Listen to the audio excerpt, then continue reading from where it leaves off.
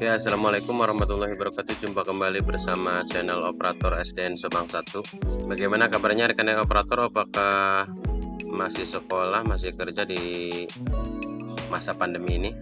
Oke, pada video kali ini saya akan memberikan informasi mengenai analisis tingkat kerusakan bangunan yang sudah dibawakan oleh Bahas Dapodik di YouTube-nya kemarin ketika live streaming. Saya kemas kembali dengan bahasa saya, yaitu bahasa operator sekolah ya, agar nanti mudah dipahami dan dicerna oleh rekan-rekan operator yang notabene adalah penginput data ke Dapodik, termasuk ke bagian sarpas atau kerusakan bangunan. Sebelum ke ocehan saya yang selanjutnya, jangan lupa untuk tombol subscribe ya, ditutul, terus loncengnya ditutul agar rekan-rekan operator, ibu guru,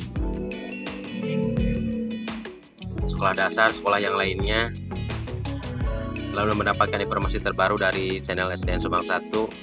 Analisis tingkat kerusakan bangunan aplikasi Dapodik versi 2021. Latar belakang yaitu permasalahannya, kualitas data sarana dan prasarana yang masih rendah, khususnya dalam hal kondisi kerusakan prasarana. Faktor apa saja yang melatar belakanginya? Kurangnya pemahaman responden operator Dapodik dalam menentukan kondisi kerusakan data. Bagaimana kami paham, Pak, kalau Bapak tidak menjelaskan ataupun tidak mengadakan pelatihan khusus mengenai kerusakan bangunan? Gimana sih Bapak ya? Rekomendasinya perlu adanya keseragaman metode perhitungan kerusakan prasarana serta pelatihan khusus kepada operator Dapodik responden terkait tata cara perhitungan kerusakan bangunan. Nah, seperti ini Pak, harusnya. Kenapa Bapak nggak dari dulu mengadakan pelatihan? Oh, baru sekarang, kemana aja Bapak? Ini udah lama loh Pak. Dapodik itu muncul tahun berapa Pak? Baru sekarang ini pelatihannya, ya Allah. Lanjut, dasar hukum ini pada Peraturan Menteri Pekerjaan Umum, Menteri PU ya, nomor 24/PRT/M 2008 tentang pedoman pemeliharaan dan perawatan bangunan gedung. SE Mendikbud nomor 46705/MPK ASP/2020 tentang pengusulan dak fisik bidang pendidikan tahun 2020. Nah, nanti Bapak Ibu tinggal ininya dikopikan saja, dilihat untuk mendownload berkas-berkasnya untuk dak 2021 ya. Tinggal mendownload filenya, nanti kopikan ininya, kemudian tinggal download saja sama Bapak di sini. Di sini ada form identifikasi kerusakan bangunan sekolah, panduan penilaian kerusakan, Perpres nomor 16 tahun 2018, terus PMK 76 2019. Tinggal dikopikan saja sama Bapak Ibu, rekan-rekan operator. Lanjut ya. Oke. Ini seperti yang kemarin tentang pengusulan dak. Pengusulan dak itu diambil dari analisis kerusakan bangunan di Dapodik ya. Jadi tidak manual. Kemudian diusulkan oleh Dinas Pendidikan Kabupaten, Dinas Pendidikan, terus Dinas PUPR. Tadi untuk berkasnya unduh tadi di sini di linknya. Udah, lanjut. Ini kondisi data sarpras yang sudah dirangkum sama bagian sarpras pusat tentang akurasinya, jumlah-jumlahnya. Dan ada di sini definisi kerusakan menurut Permen PU nomor 24 tahun 2008 ya. Kerusakan bangunan adalah tidak berfungsinya bangunan atau komponen bangunan akibat penyusutan berakhirnya umur bangunan, atau akibat ulah manusia, atau perilaku alam seperti beban fungsi yang berlebih, kebakaran, gempa bumi, atau sebab lain yang sejenis. Di sini ada 3 jenis kerusakan: kerusakan ringan, sedang, dan berat. Untuk kerusakan ringan, kerusakan yang terjadi pada komponen non-struktural seperti penutup atap, langit-langit, lantai, dinding pengisi, itu ringan. Ada yang sedang, itu kerusakan pada sebagian komponen non-struktural dan atau komponen struktural seperti struktur atap, lantai, dan lain sebagainya. Kerusakan berat, kerusakan pada sebagian besar komponen bangunan baik struktural maupun non-struktural yang apabila setelah diperbaiki masih dapat berfungsi dengan baik sebagai mestinya. Oke, lanjut ke slide 8. Ada 34 slide.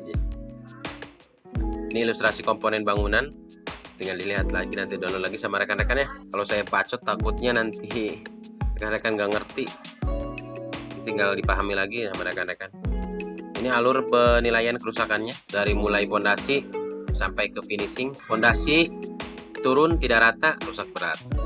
kolom balok plat rusak 30% rusak berat, atap rusak 30% rusak berat, dinding rusak 30% rusak berat.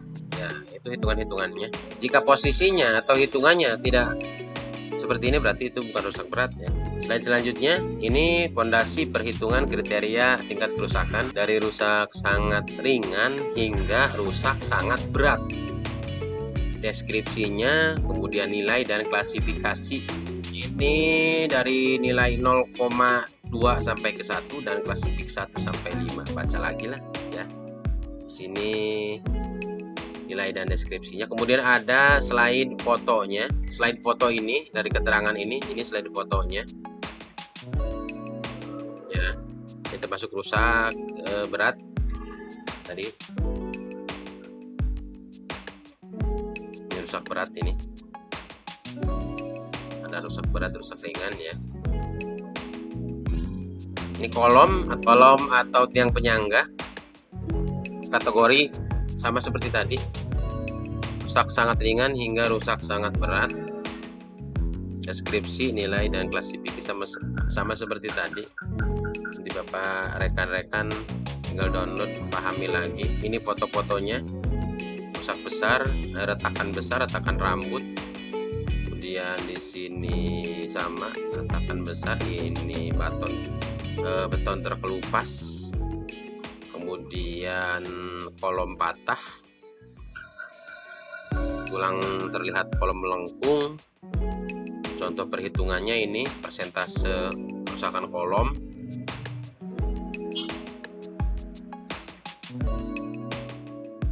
K1, K4 dan K7 rusak berat, yang merah ini rusak sedang-sedang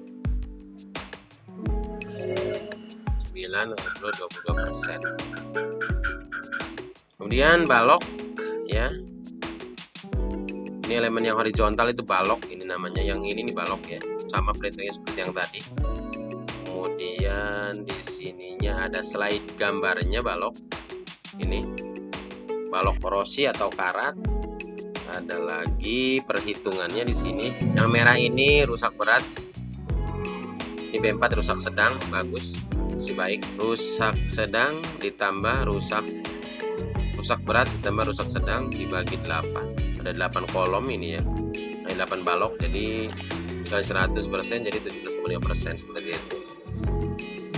Plat lantai, ini platnya sama. Jadi plat lantai itu adanya di lantai kedua, lantai 2 atau dasar atau lantai di tingkat 2 ya, tingkatan kedua itu plat lantai namanya. Ini persentase kerusakan plat lantai P1 2, 3, 4.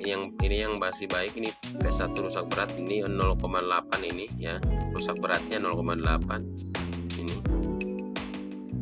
0,8 dibagi ada 4 lantai, 4 plat lantai dikali 100% sama dengan 20%. Itu perhitungannya seperti itu. Nanti posisinya berarti nilainya ngambil dari sini. Ini atap, kemudian ini perhitungannya. Langsung ke slide yang selanjutnya. Dinding ya, dinding runtuh baru rusak berat. Lapisan terkelupas meluas berlumut dan plesteran terkelupas meluas, ini rusak berat, tapi nilainya 0,8, klasifikasinya 4. Perhitungannya ini luas dinding rusak kali luas dinding kali 100%. Ini plafon sama jendela kaca pintu kusen. Lantai ini gambar ini ada rusak berat ya, rusak sangat berat, lantai meledak terlepas. Rusak berat ini 0,8, tidak ada deskripsinya ya. Ini penutup lantai sebagian terlepas, baru rusak sedang sebagian. Ini utilitas instalasi listrik ini rusak sangat berat. Panel ini rusak, berarti ini rusak sangat berat, lebih dari 50%. Lanjut 30, utilitas instalasi air. Pompa-pompa rusak total, motor terbakar, banyak tempat terbuka dan tutup pipa-pipa bocor, keran-keran tidak berfungsi, itu baru sangat rusak berat. Ini deskripsinya, nilai dan klasifikasi sama seperti yang di atas. Terus drainase atau utilitas drainase limbah ya, limbahnya sama. finishing dinding, lapisan finishing lepas ya. Ini sebutnya rusak sangat berat, klasifikasinya 5. Sini perhitungannya.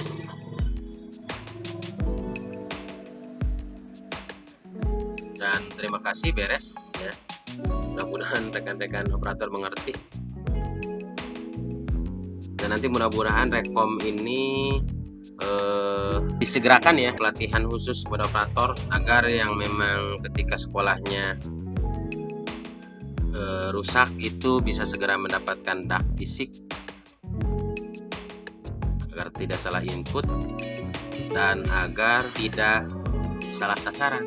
Karena memang di daerah kami yang mendapatkan bantuan RKB, DAK, rehab dan yang lainnya, sekolah itu lagi, bosan saya jadinya. Nah itu mudah-mudahan rekan-rekan operator mengerti, paham tentang penjelasan saya yang memang ngomel saja, dan kalaupun tidak mengerti ya harus mengerti ya Pak ya.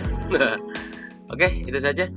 Jangan lupa subrek Pak, subrek lagi, tutup lagi lonceng notifikasinya, karena subrek dan lonceng notifikasi itu gratis, tidak dipungut biaya apapun. Assalamualaikum warahmatullahi wabarakatuh.